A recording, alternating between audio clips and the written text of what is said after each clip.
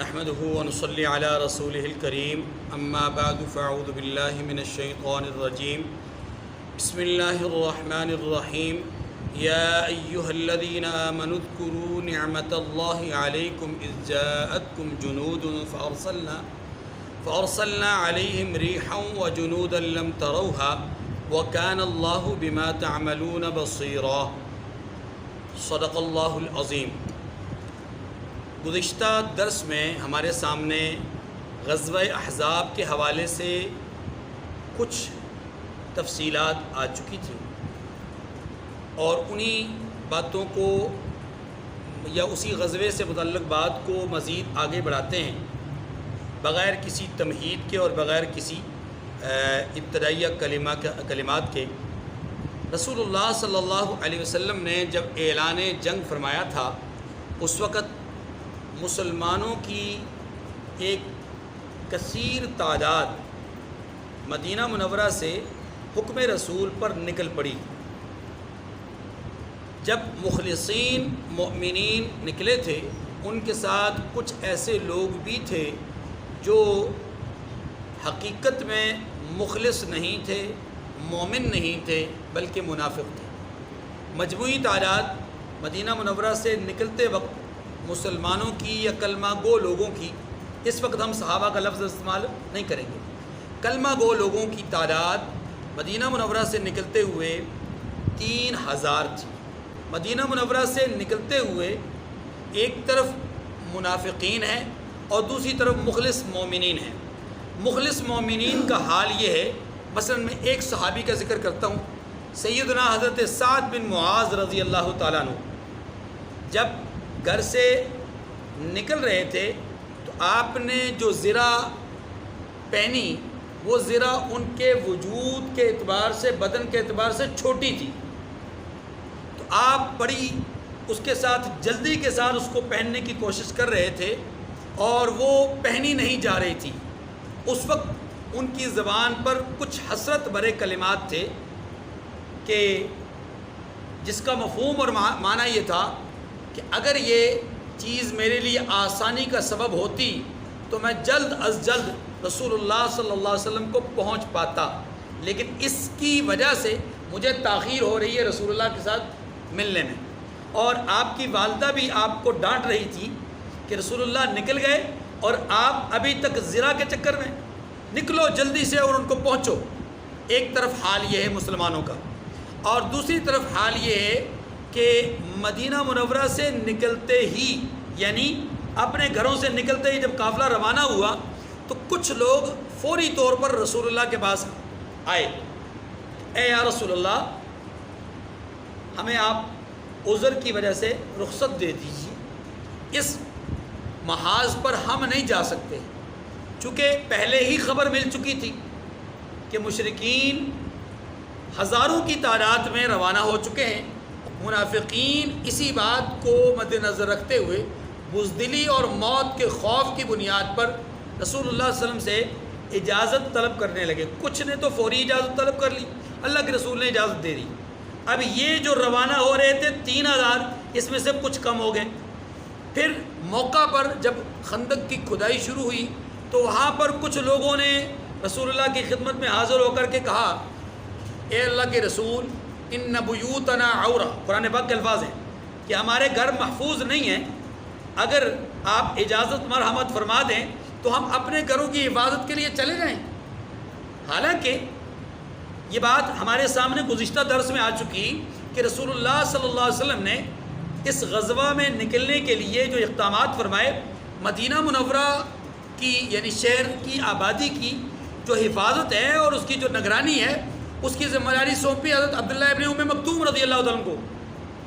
اور جو وہاں پر محاذ پر حالات تھے وہ کچھ یوں تھے کہ محاذ پر ایک جگہ مختص کر دی گئی، کس کے لیے؟ خواتین کے لیے، کہ یہ خواتین کی جگہ ہے اور اس کے لیے آپ نے وہاں پر خدمات سر انجام دینے کے لیے مامور فرمایا حضرت حسان ابن ثابت کو۔ باقی آپ نے خندق کی کھدائی کے لیے 10 افراد کو مامور فرما دیا، یہ ساری ڈیوٹیز آپ نے لگا دی۔ اس کے باوجود بھی منافقین آئے کہ جی ہمارے گھر غیر محفوظ ہیں. حالانکہ اگر یہی بات دیکھی جائے تو یہ بات تو سب کے لیے تھی. سب کے گھر اس وقت وہاں پر کوئی ایسا جوان نہیں تھا جو پہرا دے رہا ہو، لیکن انہوں نے بہانہ کیا. اللہ خود فرماتے ہیں وما ہی بعورا، ان کے گھر غیر محفوظ نہیں ہیں بلکہ ان کے گھر محفوظ حالت میں، اچھی حالت میں، لیکن یہ جہاں جو ہے وہ بھاگنے کے لیے بہانے لگا رہے. اللہ کے رسول نے اجازت دے دی کہ جاؤ، یہ آ گئے. اب ایک طرف یہ کیفیت ہے، دوسری طرف یہ بات بھی سمجھ لیجئے کہ رسول اللہ صلی اللہ علیہ وسلم اس غزوہ کے لیے جو آپ نے ایک عملی جدوجہد فرمائی، خود آپ نے خندق کھودنے میں ساتھ دیا، آپ نے بھوک برداشت کرنے میں لوگوں کا ساتھ دیا، آپ نے دوسروں سے زیادہ مشقت اٹھائی، اور ایسے ہی موقع پر اللہ کے رسول صلی اللہ علیہ وسلم یہ کلمات زبان اطہر سے ادا فرما رہے تھے، ان العیش عیش الآخرہ فاغفر للانصار والمہاجرہ. اے اللہ، آخرت کی زندگی اصل زندگی ہے، لہٰذا اے اللہ تو مہاجرین کی اور انصار کی مغفرت فرما. کیونکہ اس وقت رسول اللہ یہ جملے جو کہہ رہے تھے انتہائی خوشی کے عالم میں کہہ رہے تھے. منافقین نکل گئے، مومن رہ گئے. جو بے ایمان تھے وہ نکل گئے، جو مخلص تھے وہ ساتھ رہ گئے. اب جو مخلصین ہیں وہاں پر ان کے لیے رسول اللہ فرما رہے ہیں فاغفر للانصار والمہاجرہ، اے اللہ انصار اور مہاجرین کی کیا فرما؟ مغفرت فرما. اور پھر جب آپ مٹی اٹھا کر کے پھینک رہے تھے، خندق کی کھدائی کے وقت مٹی اٹھا کر باہر پھینک رہے تھے اور آپ کے جسم اطہر پر مٹی جو ہے وہ بہت زیادہ اٹی ہوئی تھی، ایسے موقع پر بھی آپ علیہ السلام کے کچھ کلمات تھے، اللہم لولا مہتدینا، اے اللہ اگر آپ ہمیں ہدایت کا راستہ نہ دکھاتے، اے اللہ ہدایت کے راستے پر اگر آپ ہمیں نہ چلاتے، ولا تصدقنا ولا صلینا، تو یا اللہ ہم نہ صدقہ کر پاتے نہ نماز پڑھ پاتے. انزلنا سکینۃ علینا، اے اللہ ہم پر سکینہ نازل فرما. ہاں، وثبت اقدام ان لاقینا، اور اے اللہ اگر دشمن کے ساتھ ہمارا آمنا سامنا ہو جائے تو ہمارے قدموں کو ثابت رکھنا، ثابت قدمی نصیب فرما. یہ اللہ کے رسول فرما رہے تھے. اور دوسری طرف صحابہ کرام کا عالم کیا تھا؟ جو مخلصین تھے وہ کہہ رہے تھے نحن الذین بایعوا محمدا علی الجہاد ما بقینا ابدا، ہم وہ لوگ ہیں جنہوں نے رسول اللہ کے ہاتھ پر بیعت کی ہے. کس بات پر؟ کہ علی الجہاد ما بقینا ابدا، جب تک زندگی ہے جہاد کرتے رہیں گے. منافق ڈر سے بھاگ گئے، مومن رہ گئے. منافق موت سے بھاگ گئے اور مومن رہ گئے. گویا منافقین اور مومنین کے امتیاز کی یہ جنگ ہے. اچھا ایک طرف، دوسری طرف اللہ کے رسول صلی اللہ علیہ وسلم کی جو جماعت صحابہ کرام، ان کی مشقتیں دیکھ کر اللہ تبارک و تعالیٰ نے جو ان کے ساتھ معاملات فرمائے ہیں وہ بڑے زبردست معاونت اور نصرت اور مدد والے ہیں. اللہ اکبر.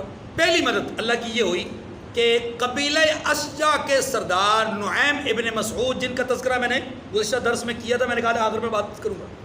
نعیم ابن مسعود مسلمان ہو گئے، خاموشی سے تنہائی میں رات کی تاریکی میں آ کر کے ایمان قبول کر لیا.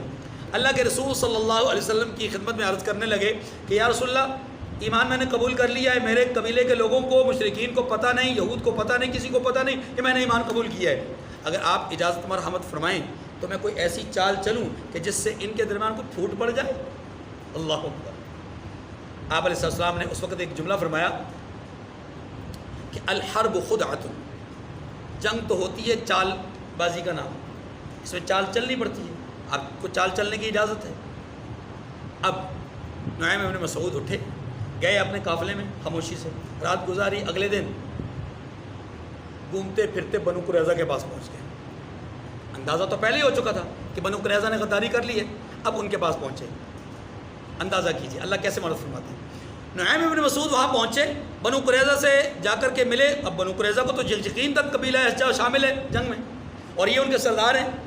تو ملے، اچھے طریقے سے پرتپاک استقبال کیا، پتہ نہیں تھا کہ یہ مسلمان ہو گئے. بات چیت چلی، بات چیت کے دوران انہوں نے اظہار کیا کہ اے نعیم، ہم نے تو مسلمانوں کے ساتھ اپنے معاہدے کو ختم کر دیا ہے، اب ہم تمہارے ساتھ شامل ہیں، یعنی اس قافلے کے ساتھ، احزاب کے ساتھ شامل ہیں، مسلمانوں کے ساتھ ہمارا معاہدہ ختم ہے. نعیم ابن مسعود نے اس گفتگو کے بعد اگلی بات اب نعیم نے کہی، فرمانے لگے کہ دیکھو تمہارا یہ جو عمل ہے نا، میرا خیال ہے کہ کچھ دانشمندانہ نہیں ہے. وہ کہنے لگے کیسے؟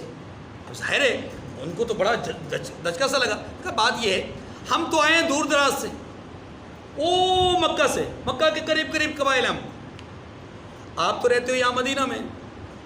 اگر فرض کرو ہم جنگ جیت نہ سکے, یہ جو احزاب اور لشکر آئے ہوئے ہیں یہ جنگ جیت نہ سکیں اور خالی ہاتھ واپس لوٹ جائیں, مقصد میں کامیاب نہ ہو سکیں, تو تمہاری دغا بازی کی وجہ سے, تمہارے دھوکہ دہی کی وجہ سے تمہارا تو یہاں جینا محال ہو جائے گا, تمہارے لیے تو پریشانی ہو جائے گی. اور یہ عین ممکن ہے کہ یہ جو مکہ کے لوگ ہیں, یہ جتنے احزاب ہیں, یہ سارے کے سارے آپ کو استعمال کر کے خود نکل جائیں بیچ میں سے اور آپ یہاں پھنس جائیں. انہوں نے کہا پھر؟ کہا میں تمہیں ایک راستہ بتاتا ہوں, ہو سکتا ہے ہم بھی واپس چلے جائیں. میں تمہیں ایک راستہ بتاتا ہوں. راستہ یہ ہے کہ تم اہل مکہ سے, قریش مکہ سے, مشرکین مکہ سے مطالبہ کرو, 50 لوگ ہمارے حوالے کرو تاکہ وہ ہمارے پاس رہیں. کل کو اگر تم اپنے مقصد میں کامیاب نہ بھی ہو سکو تو تم ان لوگوں کو چھڑانے کے لیے, ان کو بچانے کے لیے ہمارا ساتھ دو گے. چال تو بڑی زبردست تھی. انہوں نے کہا ہاں یہ بات تو زبردست کی ہے آپ نے, یہ بات تو دل کو لگتی ہے. اچھا ٹھیک ہے, بس یہ مطالبہ رکھنا اور دیکھنا اگر وہ تمہارے مطالبے کو پورا کر لیں تو اس کا مطلب ہے وہ تمہارے ساتھ مخلص ہیں, اور اگر تمہارے مطالبے کو پورا نہ کریں تو اس کا مطلب ہے کہ وہ تمہیں راستے میں چھوڑ کے چلے جائیں گے, پھر ان کا ساتھ نہیں دینا. کہا ٹھیک ہے جی. اب یہ یہاں سے بچا کر کے کسی کو کانوں کان خبر نہ ہو کہ یہ بنو قریظہ سے مل کر کے آئے ہیں, یا سیدھے ابو سفیان کے پاس, جو پورے احزاب کے اس وقت سپہ سالار تھے. کہنے لگے ابو سفیان مجھے ایسے لگتا ہے کہ جیسے بنو قریظہ تمہیں راستے میں چھوڑ دیں گے, ایسے لگتا ہے. ہاں جی کیسے؟ کہا مجھے ایسے لگتا ہے کہ جیسے وہ مسلمانوں کو تمہارے کچھ افراد سپرد کرنا چاہیں گے, 40 50 60 لوگ مسلمانوں کو تمہارے سپرد کر دیں گے. ہو سکتا ہے وہ تم سے مطالبہ کریں کہ اپنے کوئی 40 50 60 لوگ ہمیں دو, ہاں, تاکہ وہ ہم اپنے پاس رکھیں, کل کو تم بھاگ نہ سکو. تو اس قسم کا اگر مطالبہ کریں تو اس کا مطلب ہے کہ پھر وہ تمہارے ساتھ مخلص نہیں ہے. سفیان نے کہا بالکل ٹھیک بات ہے. اب اگلا دن ہوا, مطالبہ آ گیا وہ بنو قریظہ کی طرف سے کہ جناب اگر ہمیں اپنے ساتھ شامل کرنا چاہتے ہیں, شامل رکھنا چاہتے ہیں تو ہمارا مطالبہ یہ اپنے 50 آدمی ہمارے سپورٹ کرو تاکہ ہمیں یقین ہو کہ کل کو تم بھاگو گے نہیں, ہماری مدد کرو گے. ابو سفیان کا دماغ ٹھنکا کہ نعیم نے جو بات کہی تھی, دیکھا مطالبہ کر دیا نا انہوں نے, بہانہ کچھ بھی ہو لیکن 50 آدمیوں کا مطالبہ کر دیا. ہو نہ ہو یہ ہمارے بندے جو ہے وہ مسلمانوں کے حوالے کر کے خود جو ہے وہ ان سے اپنے لیے آسائشیں اور سہولیات لینا چاہتے ہوں. چنانچہ انہوں نے انکار کر دیا. اب جب انہوں نے انکار کیا تو بنو قریظہ کو تو پہلی بات سمجھا رہی تھی کہ اگر وہ دیں تو مخلص, اور اگر بندے نہ دیں تو مخلص نہیں. ان کو یقین ہو گیا کہ نہیں جی وہ مخلص نہیں ہے. اب یہ پہلی دراڑ تھی جو ان کے درمیان پیدا ہو گئی. اور یاد رکھیں افواج کے اندر, محاذ جنگ پہ موجود لوگوں کے اندر اگر بددلی پیدا ہو جائے, بے اطمینانی کی کیفیت پیدا ہو جائے, یہ شکست کی ابتدا ہوتی ہے. یہ شکست کی, اب یہ فوج جیت نہیں سکتی جس فوج کے دل میں آپس کے اندر اتفاق اور اتحاد ختم ہو جائے. دوسری مدد اللہ تبارک و تعالیٰ نے اہل ایمان کے سامنے یہ کی کہ فرشتوں کو اتارا, اور فرشتے اہل ایمان کو نظر آئے, ان کی جماعتیں اہل ایمان کو نظر آئیں. یہ دوسری تقویت, دوسری قوت اور دوسری طاقت تھی جو اہل ایمان کو حاصل ہوئی. تیسری اللہ کی مدد یوں آئی کہ سخت سردی کا موسم تھا, اور اس موسم میں اللہ تبارک و تعالیٰ نے مشرق سے ایک تیز ٹھنڈی ہوا بھیجی, اور اتنی تیز ہوا تھی, اتنی ٹھنڈی ہوا تھی. اہل ایمان کے پیچھے تو پہاڑ کی سپورٹ تھی, اور کفار جس طرف تھے اس طرف تھا کچھ نہیں.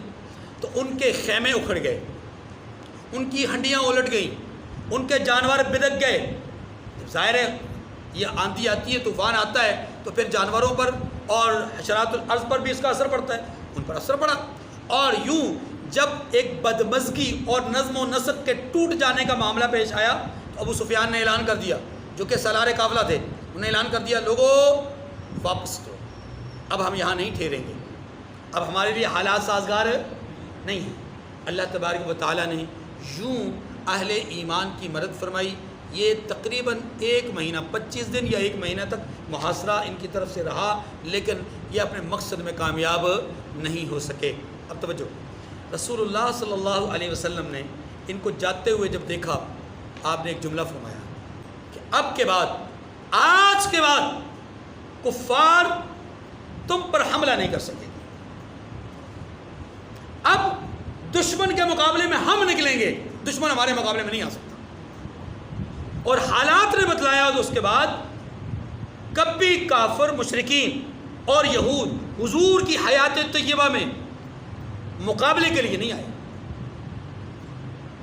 صحابہ نے اس وقت اس کے بعد اقدامی جہاد کیا ہے، دفاعی جہاد، اب تک دفاعی جہاد تھا، اب اقدامی جہاد کیا ہے۔ ان آیات کریمہ میں جو آیت نمبر 9 سے شروع ہوتی ہیں، اس سے لے کر کے یہ 2 رکوع مسلسل غزوہ احزاب اور غزوہ بنو قریظہ سے متعلق ہے۔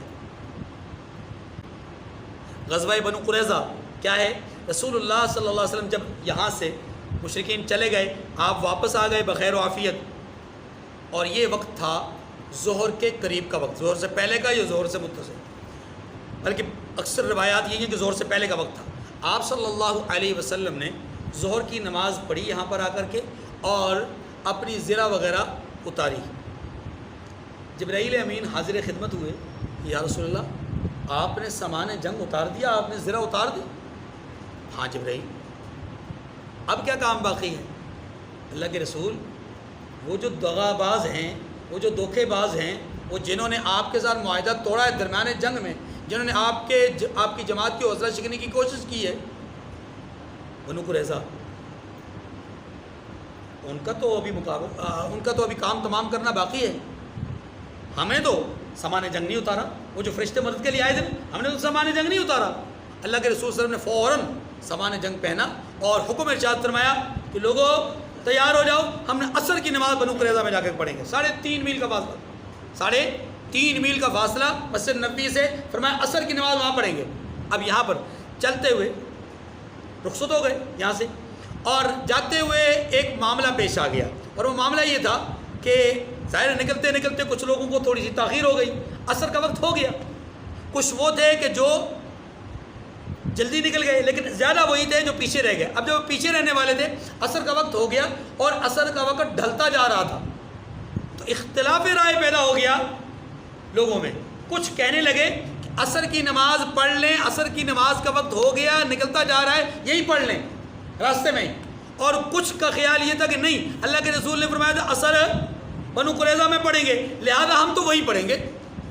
اب اجتہادی کیفیت، آدھے یا کچھ ایک طرف چلے گئے، کچھ دوسری طرف چلے گئے۔ اللہ کے رسول کے بعد جب حاضر خدمت ہوئے کہ یا رسول اللہ ہمارا ماجرا تو یہ پیش آیا، کچھ نے پڑھ لی، کچھ ابھی پڑھنے والے ہیں، اور اجتہاد ہوا۔ اللہ کے رسول نے دونوں کی بات کو سنا اور ہلکی سی مسکراہٹ فرمائی، اور کوئی ان میں سے ایک پر بھی تنبیہ اور ایک پر بھی سختی، ایک پر بھی نکیر نہیں فرمائی۔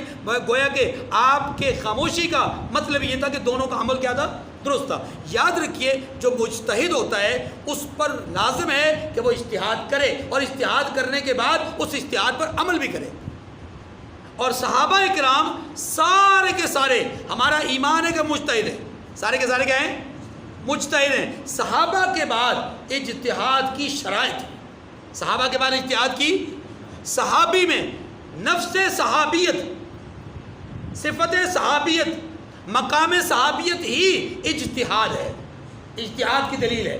اور صحابی کے بعد مجتہد میں اجتہاد کی شرائط ہیں، اگر وہ پائی جائیں گی تو اجتہاد کر سکتا ہے، ورنہ عام عالم اور عام مفتی کو بھی اجتہاد کی اجازت ہے۔ اب آئیے آیات کریمہ کی طرف۔ فرمایا یا ایھا الذین آمنوا اذکروا نعمت اللہ علیکم اذ جاءتکم جنود فارسلنا علیہم ریحا وجنودا لم تروها وکان اللہ بما تعملون بصیرا۔ ایمان والو، اللہ کی اس مہربانی کو یاد کرو جو اس نے تم پر اس وقت کی جب فوجیں تم پر حملہ کرنے کو آئیں، تو ہم نے ان پر ہوا بھیجی اور ایسے لشکر بھیجے جن کو تم نہیں دیکھ سکتے تھے۔ ہوا اور لشکر، دو، ہوا اور فرشتے کا تذکرہ آ گیا۔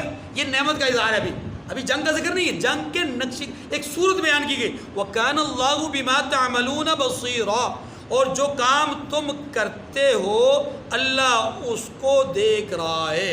ان کاموں کو اللہ دیکھیے.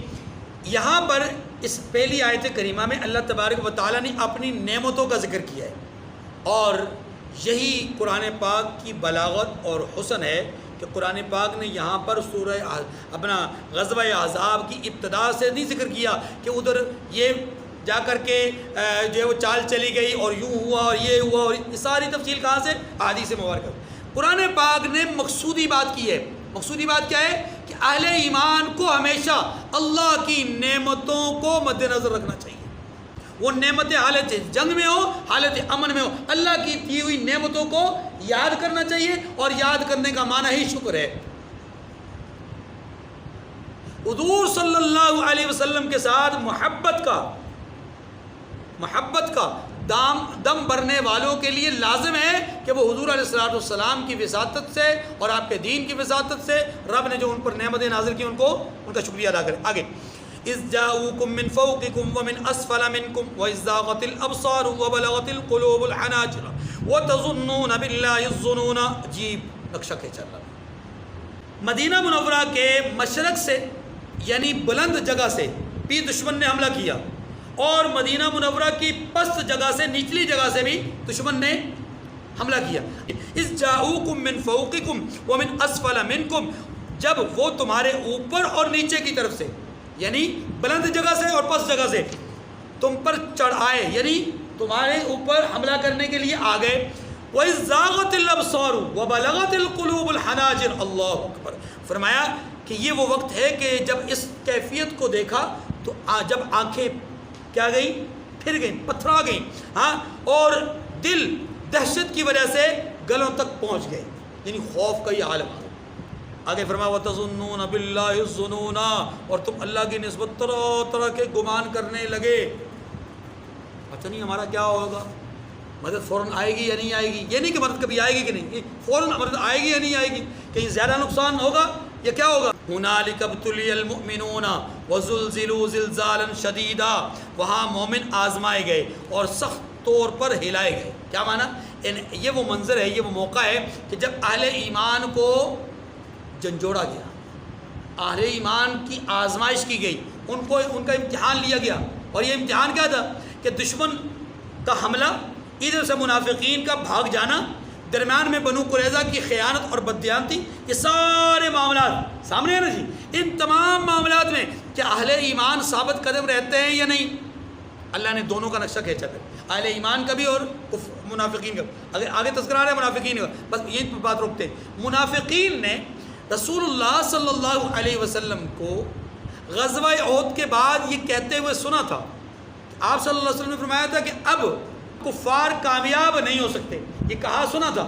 لیکن جب انہوں نے دیکھا کہ اتنا بڑا لشکر آ رہا ہے تو وہ ڈر گئے. انہیں رسول اللہ صلی اللہ علیہ وسلم کا وہ جو فرمان تھا وہ نعوذ باللہ جھوٹ لگا. اسی لیے قرآن پاک نے یہاں پر ذکر کیا ہے کہ منافقین کیا اٹھے، ما وعدنا اللہ ورسولہ الا غرورا. اللہ اور اس کے رسول نے جو وعدہ ہم سے کیا تھا وہ محض نعوذ باللہ دھوکہ تھا. منافقین کا کردار ہمیشہ اسلام کے خلاف رہا ہے. آج بھی منافق اسلام کے خلاف ہی کام کر رہے ہیں، لبادہ اسلام کا ہی اوڑھ کر، لیکن کام اسلام کے خلاف. اس وقت بھی نام کے یہ مسلمان تھے اور کام کے اعتبار سے یہ اسلام کے خلاف چل رہے تھے.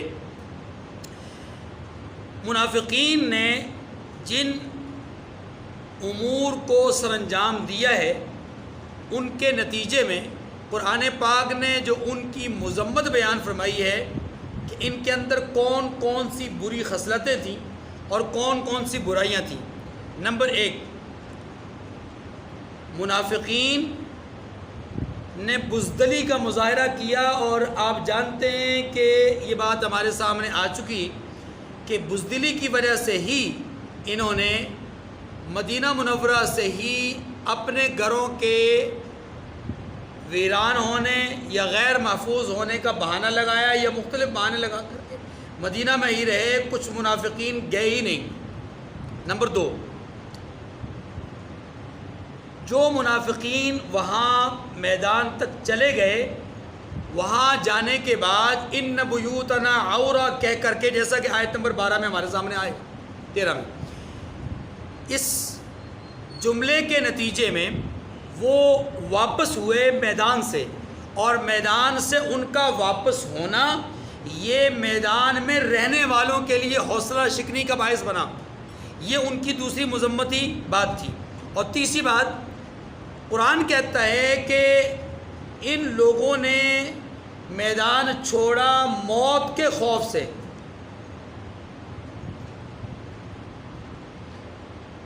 موت کے ڈر سے انہوں نے میدان چھوڑا، اور یہ ان کی تیسری مذمت تھی۔ چوتھی، قرآن یہاں پر یہ کہتا ہے کہ یہ لوگ بخیل تھے، اور پانچویں بات قرآن کہتا ہے یہ مال کے حریص تھے۔ اشحۃ علیکم کا لفظ استعمال ہوتا ہے، اور اس کا مفہوم یہ ہے کہ دیکھیے جب میدان میں نکلنے لگے تو مال کی ضرورت تھی خرچ کرنے کی، انہوں نے خرچ کرنے سے کیا کیا؟ گریز کیا، خرچ نہیں کیا۔ اور جب میدان میں فتح یابی ہوئی، مال غنیمت ہاتھ لگا، تو انہوں نے کہا ہم بھی تمہارے ساتھ ہیں۔ یہ مال کی حرص ہے۔ اللہ تعالیٰ نے ان دونوں مذموم صفات کو یہاں پر بیان فرمایا ہے۔ اور چھٹی صفت ان کی مذموم برائی وہ یہ ہے کہ انہوں نے اللہ اور اس کے رسول پر جھوٹ اور افتراء باندھا، جیسا کہ اس آیت کریمہ میں آیت نمبر 12 میں ہمارے سامنے آئے گا۔ تو یہ 6 برائیاں جو اپنا منافقین میں پائی جاتی تھی وہ ان آیات کریمہ میں بیان ہو رہی ہیں، جن میں منافقین کا تذکرہ۔ اب دیکھیے ترجمہ، فرمایا وَإِذْ يَقُولُ الْمُنَافِقُونَ وَالَّذِينَ فِي قُلُوبِهِمْ، اور جب منافق اور وہ لوگ جن کے دلوں میں بیماری ہے کہنے لگے کہ مَا وَعَدَنَا اللَّهُ وَرَسُولُهُ إِلَّا غُرُورًا، کہ اللہ اور اس کے رسول نے تو ہم سے محض دھوکے کا وعدہ کیا ہے، یعنی غلط وعدہ کیا، نعوذ باللہ، دھوکہ دیا ہمیں، یہ تو کافر پھر آ گئے مقابلے کے لیے۔ یہ ہے ان کا جھوٹ۔ وَإِذْ قَالَتْ طَائِفَةٌ مِّنْهُمْ يَا أَهْلَ يَثْرِبَ لَا مُقَامَ لَكُمْ فَارْجِعُوا۔ اچھا، اس پہلے جھوٹ کے اندر ساتھ ہی بزدلی بھی شامل ہے، جھوٹ بھی ہے بزدلی بھی ہے۔ جھوٹ بول کر کے بزدلی کا مظاہرہ کیا، ہم نہیں جائیں گے، جو چلے گئے۔ اگلی بات، وَإِذْ قَالَتْ طَائِفَةٌ مِّنْهُمْ يَا أَهْلَ يَثْرِبَ لَا مُقَامَ لَكُمْ فَارْجِعُوا۔ اس جملے کے اندر 2 باتیں ہیں۔ ایک بات کہ انہوں نے موت کے ڈر سے بھاگنے کی کوشش کی، بھاگے۔ دوسرا یہ کہ مومنین کے حوالے سے حوصلہ شکنی کا یہ سبب بنے۔ اور جب ان میں سے ایک جماعت کہتی تھی کہ اے اہل مدینہ، تمہارے لیے مقام نہیں، یعنی ٹھہرنے کا مقام، یہاں رکنے کا مقام، یہ خندق کے مقام پر ٹھہرنا نہیں چاہیے، تمہیں واپس لوٹ جانا چاہیے، لوٹ جاؤ۔ وَيَسْتَأْذِنُ فَرِيقٌ مِّنْهُمُ النَّبِيَّ يَقُولُونَ إِنَّ بُيُوتَنَا عَوْرَةٌ، اور ایک گروہ ان میں سے پیغمبر سے اجازت مانگنے لگا اور یہ کہنے لگا کہ ان بیوتنا عورہ، کہ ہمارے گھر کھلے پڑے ہیں، غیر محفوظ ہیں۔ وما ہی بعورہ، یہ اللہ پاک نے اپنی طرف سے بات فرمایا کہ حالانکہ وہ کھلے نہیں تھے، یعنی وہ غیر محفوظ، ان یریدون الا فرارا، یہ ہے موت سے ڈر کے بھاگ رہا۔ فرمایا وہ تو صرف بھاگنا چاہتے تھے۔ یہ جملہ توجہ کیجیے جی، یہ جملہ اپنے مصداق کے اعتبار سے واضح کرتا ہے کہ جنگوں سے بھاگنے والے اصل میں کون تھے۔ جنگوں سے بھاگنے والے اصل میں منافق لوگ تھے۔ اہل ایمان جنگوں سے بھاگے نہیں۔ ہاں، کبھی اگر ایسا ہوا کہ اہل ایمان نے جنگ میں مقابلے کی سختی اور اس طرح کے اچانک حملے کے نتیجے میں اگر پیچھے ہٹے، قدم 2 قدم 4 قدم یا کچھ پیچھے ہٹے، تو اس پیچھے ہٹنے کا مطلب میدان سے بھاگنا نہیں ہے، بلکہ اس پیچھے ہٹنے کا مطلب یہ ہے کہ تدبیر کر کے، پلاننگ کر کے، حکمت کے ساتھ کفر پر، دشمن پر حملہ آور ہونا۔ اور یہی غزوہ احد میں ہوا۔ غزوہ احد میں جو لوگ مسلمان پیچھے ہٹے، اصحاب محمد پیچھے ہٹے، تو وہ بھاگے نہیں۔ اگر وہ واقعی میدان سے بھاگے ہوتے، اللہ اس پہ معافی کے فیصلے نہیں کرتے، اور اللہ اپنے رسول کو نہیں کہتے کہ آپ بھی معاف کریں، اللہ اپنے رسول کو نہیں کہتے کہ ان کو مشاورت میں شریک کریں، اللہ اپنے رسول کو نہیں کہتے کہ ان کے حوالے سے آپ نرم پالیسی اختیار کریں۔ وشاورہم فی الامر، پہلے فرمایا ان کے ساتھ معاملات میں مشاورت کریں، پھر فرمایا جب مشورہ ہو جائے فَإِذَا عَزَمْتَ فَتَوَكَّلْ عَلَى اللَّهِ۔ تو معلوم یہ ہوا کہ جو غزوہ احد میں پیچھے آئے وہ صرف اور صرف حکمت، تدبیر اور پلاننگ کے لیے آئے کہ کیسے دشمن پر ہم جوابی کارروائی کریں تو کہ دشمن بھاگ جائے، اور یہی ہوا۔ ان آنے والے کافروں کو، ان آنے والے حملہ آوروں کو، وہ جو 200-300 کا لشکر خالد بن ولید لے کر آئے، وہ جو ایک بڑا لشکر ابو سفیان واپس لے کر آئے، ان سب کو واپس بھگایا کس نے؟ ایک نے، دو نے، تین نے نہیں، ان سب کو واپس بھگایا ان سب نے جو وہاں پر موجود تھے۔ وہ جو وہاں پر موجود تھے پلٹ گئے، پیچھے ہٹے، پیچھے ہٹ کر انہوں نے آگے آ کر کے وار کیا تو یہ بھاگنے پہ مجبور ہوئے۔ معلوم یہ ہوا کہ یہ کر و فر، پلٹنا جھپٹنا، پلٹ کر جھپٹنا، یہ سارا کا سارا یہ جنگی حکمتیں اور تدبیریں ہیں۔ یہاں قرآن کیا کہتے ہیں؟ قرآن یہ کہتا ہے اِن یریدون الا فرارا، یہ جو منافق ہے نا یہ صرف بھاگنا چاہتے ہیں۔ اب غزوہ احزاب سے، غزوہ خندق سے جو لوگ واپس آ گئے تاریخ نے ان کا بھی بتا دیا، اور جو وہاں رہے تاریخ نے ان کا بھی بتا دیا۔ اور آپ موقع احزاب پہ جائیے، خندق کے مقام پہ جائیے، خندق کے مقام پہ ایک مسجد کا نام مسجد ابو بکر ہے، دوسری مسجد کا نام مسجد عمر ہے، تیسری مسجد کا نام مسجد عثمان ہے، مسجد علی ہے۔ یہ کیوں ہے؟ مسجد بلال ہے، کیوں ہے؟ اس لیے کہ یہ وہ مقامات تھے جن مقامات پر یہ صحابہ اکرام اسلام کی اس دفاعی لائن کا، اسلام کی اس بارڈر لائن کا جو ہے وہ کیا کر رہے تھے؟ حفاظت کر رہے تھے، اور ان کی یاد میں آج بھی اس جگہ پہ کیا ہے؟ مسجد ہیں۔ معلوم یہ ہوا کہ یہ میدان سے بھاگنے والے لوگ، بات سمجھ میں آ گئی ہے؟ اللہ ان یریدون الا فرارا، بھاگنے والے منافق تھے۔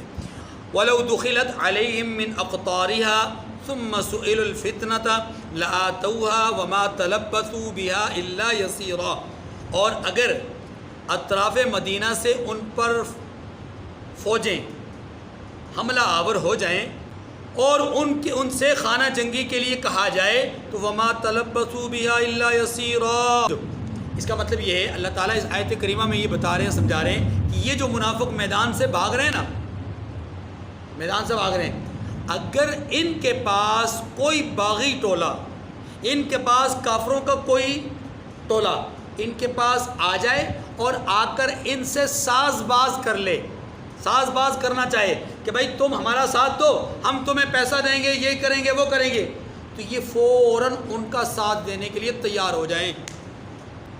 وَلَقَدْ كَانُوا عَهْدُ اللَّهِ مِنْ قَبْلُ لَا يُوَلُّونَ الْأَدْبَارَ، اللہ اکبر، حالانکہ پہلے اللہ سے یہ اقرار کر چکے تھے کہ پیٹھ نہیں پھیریں گے۔ وَكَانَ عَهْدُ اللَّهِ مَسْئُولًا، اور اللہ سے جو اقرار کیا جاتا ہے اس کی پوچھ ضرور ہونی ہے۔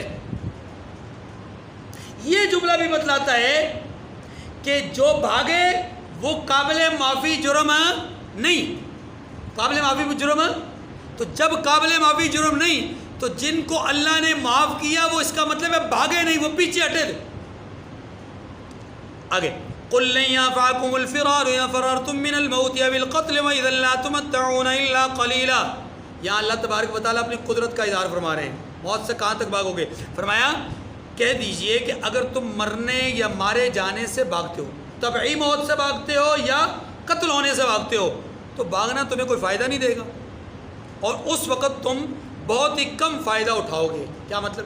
اس آیت کریمہ کا بڑا واضح سے مفہوم اور معنی یہ ہے کہ جس چیز کی وجہ سے تم بھاگنا چاہتے ہو، کیا بھاگ کر تم موت سے بچ جاؤ گے؟ بچ تو تم وہاں بھی نہیں سکتے۔ جو اللہ نے وقت مقرر کیا ہے اس وقت میں ذرہ برابر کمی بیشی نہیں آنی، نہ اس سے پہلے نہ اس کے بعد، تو پھر بھاگنے کا مقصد، پھر بھاگنے کا فائدہ۔ قُلْ مَنْ ذَا الَّذِي يَعْصِمُكُم مِّنَ اللَّهِ إِنْ أَرَادَ بِكُمْ سُوءًا أَوْ أَرَادَ بِكُمْ رَحْمَةً، یہ ایک اور اللہ نے اپنی قدرت کا اظہار فرمایا۔ کہہ دیجئے کہ اگر اللہ تمہارے ساتھ برائی کا ارادہ کرے تو کون ہے جو تمہیں اس سے بچا سکتا ہے؟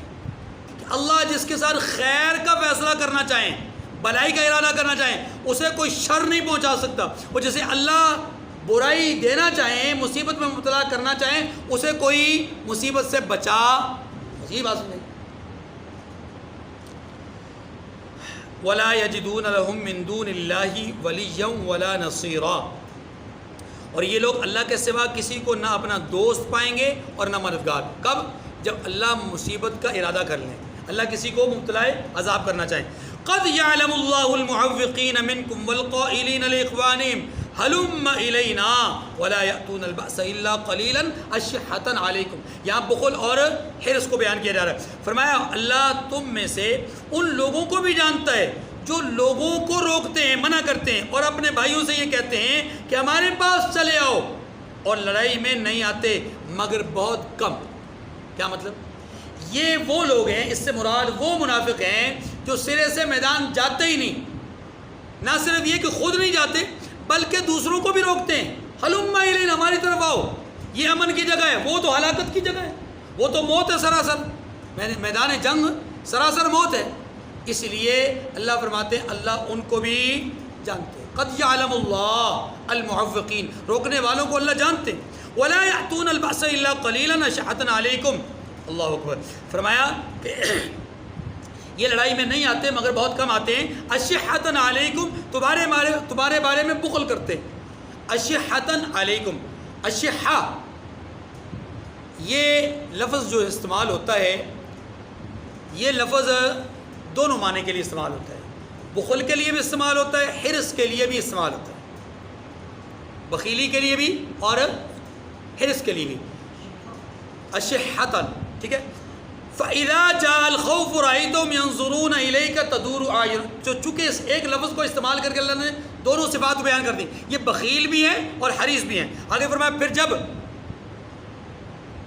ان کے لیے ڈر کا وقت آئے، یعنی جب کسی بات کا خوف ان کو لاحق ہو، حملہ آور ہونے کا کسی کا خوف لاحق ہو یا موت کا ڈر ہو، اس طرح رَأَيْتَهُمْ يَنظُرُونَ إِلَيْكَ، تو آپ انہیں دیکھیں گے کہ وہ آپ کی طرف دیکھ رہے ہیں۔ کیا معنی؟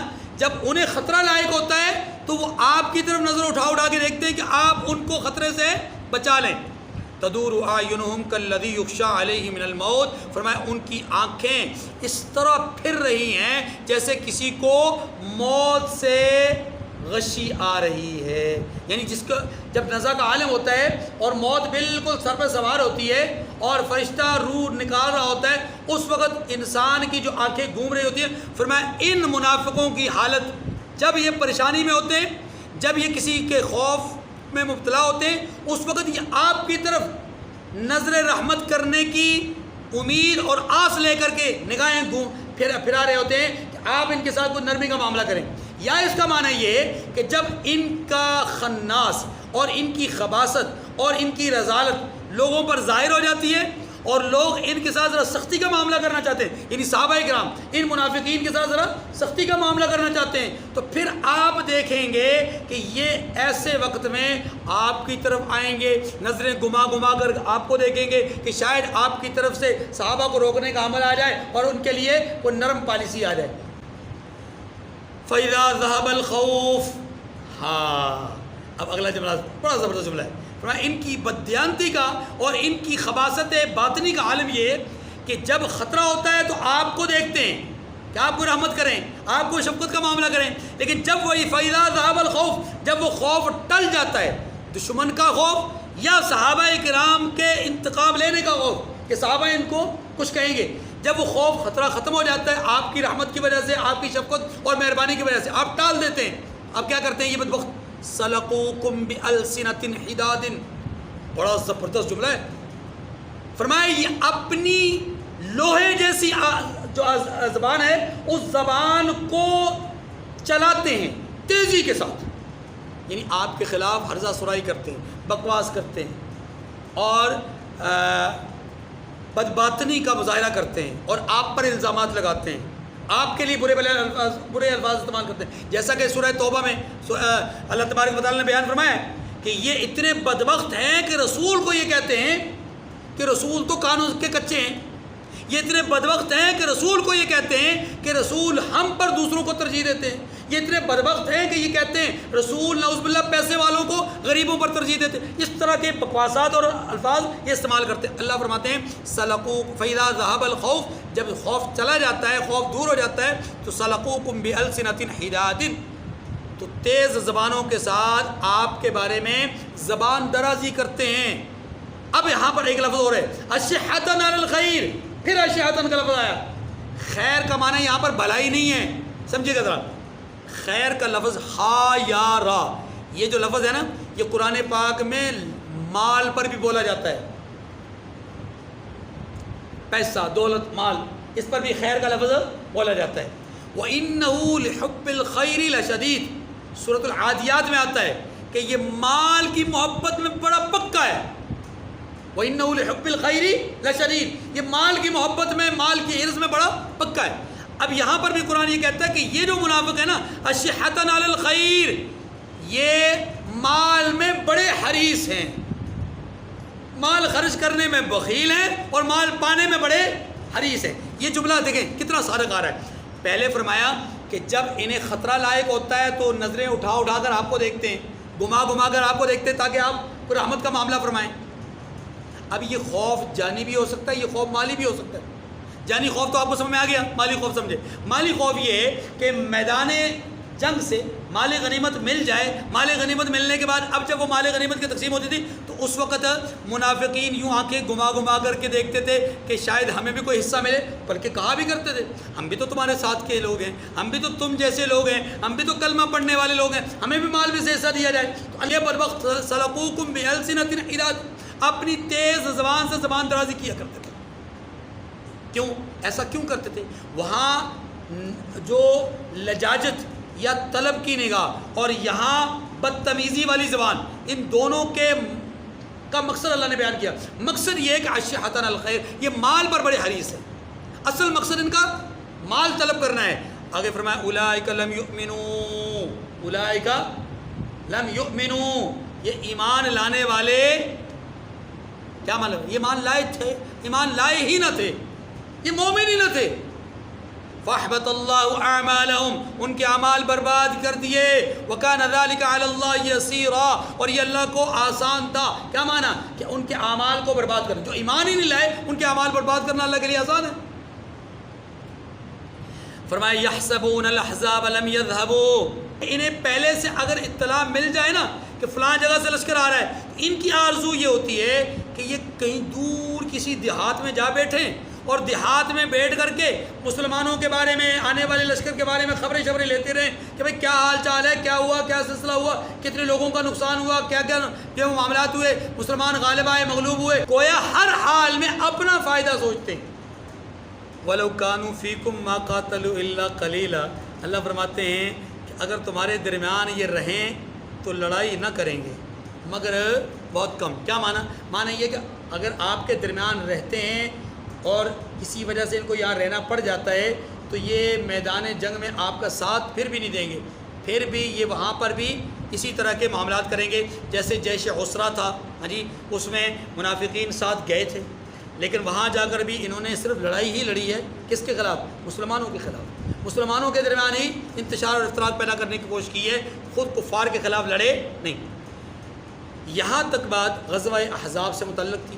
غزوہ احزاب ہمیں کیا پیغام دیتا ہے؟ چند ایک باتیں ہمیں اس طور پر سمجھ لینی چاہیے. نمبر 1، دشمن کی ہر چال سے آگاہ ہونا یا آگاہ رہنا یہ انتہائی ضروری ہے. ہم نے یہ دیکھا کہ غزوہ احزاب کی ابتدا سے پہلے رسول اللہ صلی اللہ علیہ وسلم نے مکہ مکرمہ سے چلنے والے لشکر کے بارے میں باقاعدہ طور پہ آگاہی حاصل کر لی تھی. اس لیے آپ علیہ السلام کبھی بھی ان سے جو ہے وہ غافل یا ان سے جو ہے ان کی خبروں سے انجان نہیں رہے، بلکہ ان کی خبریں آپ رکھتے تھے. جیسے جیسے وہ اعمال کرتے رہے حضور اس کے مقابلے میں پوری تیاری کرتے رہے. نمبر 2، غزوہ احزاب ہمیں یہ بتاتا ہے کہ دشمن کے مقابلے میں جنگی صلاحیت بھرپور رکھنی چاہیے، اور یہی بات سورہ انفال میں بھی ہمیں سمجھائی گئی، وَأَعِدُّوا لَهُمْ مَا اسْتَطَعْتُم مِّن قُوَّةٍ. نمبر 3، دشمن کے خلاف جو مروجہ جنگی تدبیر ہے وہ ضرور اختیار کرنی چاہیے. یہ غزوہ احزاب کا پیغام ہے. آپ دیکھیے رسول اللہ صلی اللہ علیہ وسلم نے سب لوگوں سے مشورہ لیا تقریباً، اور اس میں ایک مشورہ حضرت سلمان فارسی کا خندق کھودنے کا تھا. اللہ کے رسول نے اسی کو پسند کیا کیونکہ دشمن کے خلاف مروجہ جو چال تھی اس کو آپ علیہ السلام نے قبول کیا اور اس کو استعمال کیا. نمبر 4، استقامت اور صبر کا مظاہرہ کرنا. یہ غزوہ احزاب میں بتاتے ہیں. آپ دیکھیں کہ 3.5 میل خندق کھودی گئی، 10 بائی 10، 10 افراد پر 10 گز زمین ان کو تقسیم کی گئی، 5 گز چوڑائی اور 5 گز ہی اس کی گہرائی. اتنی مشقت والی چیز یا مشقت والا کام وہ اللہ کے رسول نے ان کو سپرد کیا، اور پھر فقر و فاقہ، ٹھنڈ، اس میں استقامت کا مظاہرہ کیا اور صبر کا مظاہرہ کیا. یہ 4 نمبر پر. 5ویں نمبر پر بحیثیت حکمران اور بحیثیت قائد اور لیڈر کیسا ہونا چاہیے. رسول اللہ نے اپنا طرز اور اپنا انداز اور اپنی سیرت کے ذریعے سے بتلایا کہ ایک صاحب اقتدار کو کیسا ہونا چاہیے. شانہ بشانہ اپنے ورکرز کے، شانہ بشانہ اپنے ماتحت کے کھڑے ہونا چاہیے، اور یہی کام رسول اللہ صلی اللہ علیہ وسلم نے کر کے دکھایا. اور حضور کے جتنے بھی قریب ترین وہ اولو العزم صحابہ ہیں جن کو ہم خلفائے راشدین یا اشرف مبشرہ کہتے ہیں، ان سب نے اس میں برابر کی شرکت کی ہے. پتہ یہ چلا کہ بڑوں کو بھی چھوٹوں کے ساتھ برابر شریک ہو کے چلنا چاہیے. نمبر 6، دشمن کی کمزوری کو مد نظر رکھ کر اس کے مطابق اس کو ٹارگٹ کرنا چاہیے. ہم دیکھیں گے یہاں پر کہ غزوہ احزاب میں ہمیں یہی چیز نظر آئی کہ دشمن کا کمزور پہلو کیا تھا، کہ دشمن اس وقت حملہ آور ہوتا کہ جب دشمن کو راستہ پراپر دیا جاتا. ان کا جب راستہ ہی بند کر دیا گیا تو اب ان کا کمزور پہلو مد نظر رکھ کر کے ان کے راہ میں رکاوٹ ڈالی گئی، تو مسلمان 1 مہینے تک محاصرے کے باوجود مسلمان کامیاب ہوئے اور دشمن کیا ہوا، ناکام ہوا. نمبر 7، جنگی تدبیروں کو مد نظر رکھنا چاہیے، جس میں نعیم ابن مسعود کا واقعہ ہمارے سامنے آیا. حضرت علی المرتضیٰ رضی اللہ تعالیٰ عنہ کی طرف سے ان لوگوں کو عمر ابن عبد ود وغیرہ کو قتل کرنا، یہ جنگی تدبیر میں سے ہے. اسی طریقے سے عورتوں کو ایک مستقل جگہ پہ رکھ کر کے ان کی حفاظت اور محافظت کے لیے کسی کو مقرر کرنا، یہ جنگی تدبیروں میں سے. یہ ساری چیزیں جنگی تدابیر میں سے. یہاں پر میں ایک بات عرض کر دوں کہ انہی میں ایک فرد جس کو قتل کیا گیا تھا وہ نوفل ابن عبداللہ، یہ جو شخص ہے جس کو قتل کیا حضرت علی المرتضیٰ رضی اللہ عنہ، جو بھاگنا چاہتا تھا اور واپس پلٹ کر کے خندق میں گر گیا تھا، اسے اٹھا کر کے واپس مسلمانوں نے اپنی طرف لایا. آپ حیران ہوں گے کہ رسول اللہ صلی اللہ علیہ وسلم سے اس مردہ شخص کو لینے کے لیے کفار مکہ نے 10,000 درہم کی پیشکش کی کہ آپ 10,000 درہم لے لیں اور ہماری میت ہمیں واپس دے دیں. اللہ کے رسول صلی اللہ علیہ وسلم نے یہ میت بغیر پیسوں کے واپس دی اور یہ بتلایا کہ ہم پیسوں کے لیے نہیں کر رہے، ہم یہ سارا کچھ کر رہے ہیں اعلاء کلمت اللہ کے لیے. معلوم یہ ہوا کہ مسلمانوں کو یہ سارے امور اعلاء کلمت اللہ کے لیے کرنا چاہیے. نمبر 8، آگے بڑھنے کا حوصلہ یہ مسلمانوں میں بدرجہ عتم ہونا چاہیے. نمبر 9، جنگ میں جنگی نظم و ضبط یہ مسلمانوں میں اور جنگی جو اپنا قواعد و ضوابط ہیں وہ انتہائی ضروری ہیں. نمبر 10 پہ مشورہ کی اہمیت ہے کہ مشورہ مسلمان حکمران کو، بڑوں کو مشورہ کر کے چلنا چاہیے. اور یاد رکھیے کہ مشورے میں اللہ نے خیر رکھی ہے، مشورے میں اللہ نے برکت رکھی ہے. اسی طریقے سے جو اپنا غزوہ احزاب ہے وہ ہمیں یہ بھی بتلاتا ہے کہ ایک دوسرے کے ساتھ عصبیت کا معاملہ نہیں کرنا چاہیے، عصبیت سے پاک رہنا چاہیے. اور اس کی مثال کیا ہے؟ حضرت سلمان فارسی رضی اللہ تعالیٰ عنہ کا مہاجرین کی طرف سے یہ دعویٰ کہ یہ ہمارے ہیں اور انصار کی طرف سے یہ دعویٰ کہ یہ ہمارے ہیں. اللہ کے رسول نے اس عصبیت کو ختم کرنے کے لیے کیا ارشاد فرمایا؟ سلمان ہمارے اہل بیت میں سے ہیں. تو اللہ کے رسول نے عصبیت کو اور لسانیت کو اور تفرقے کو ختم فرمایا، اور یہ بہت ضروری ہے. اس کا نام اتحاد اور اتفاق ہے. اسی طریقے سے اللہ پر یقین اور اعتماد، نمبر 12 پہ اللہ پر یقین اور اعتماد یہ بہت ضروری ہے. مسلمانوں کو اللہ پر یقین اور اعتماد تھا، یہی وجہ ہے کہ 1 مہینے کے محاصرے کے باوجود مسلمان فاتح رہے اور کافر کیا ہو گئے، اپنے مقصد میں ناکام واپس لوٹے. اس غزوے نے نمبر 13 پہ ہمیں یہ بتلایا کہ خواتین کا جنگوں میں بھرپور کردار ہوا کرتا ہے. اسلام میں غزوہ احزاب کے اندر کون سا کردار ہے؟ حضرت صفیہ رضی اللہ تعالیٰ عنہ کا کردار ہمارے سامنے بالکل اجلا صاف ستھرا کردار ہے کہ انہوں نے کیسے ایک یہودی کا سر بانس یا ڈنڈا مار کر کے جو ہے وہ پھاڑ دیا اور اس کو موت کے گھاٹ اتار دیا۔ اس غزوے میں نمبر 14 پہ ہمیں یہ بتلایا کہ غیر مسلموں کے ساتھ سلوک کیا کرنا چاہیے۔ ابھی میں نے ایک واقعہ بیان کیا کہ ایک میت کو لینے کے لیے 10,000 درہم کی پیشکش کی گئی، اللہ کے رسول نے انکار کر دیا اور فرمایا کہ نہیں، ہم پیسے نہیں لیں گے، ہم تمہیں یہ ویسے ہی دے دیں گے۔ اس سے یہ پتہ چلا کہ غیر مسلم کے ساتھ سلوک جو بات معلوم ہوئی، ایک یہ کہ ان کی میت کی بے حرمتی نہیں کرنی، دوسرا یہ کہ میت کو اپنے پاس نہیں رکھنا، میت کو ان کے سپورٹ کر دو، کیونکہ اب یہ مر چکا ہے، اب یہ ہمیں نفع نقصان کچھ بھی نہیں دے گا، لہٰذا اس کو بیچ دیا جائے اور اس کے جو ورثاء ہیں اس کے سپورٹ کر دیا جائے۔ یہ غزوہ احزاب کے وہ پیغامات ہیں، وہ اصول ہیں جو ہمیں اس غزوے سے حاصل ہوتے ہیں۔ اللہ تعالیٰ مجھے اور آپ کو سمجھنے کی توفیق کامل نصیب فرمائے۔ وآخر الدعوانا ان الحمد للہ رب العالمین۔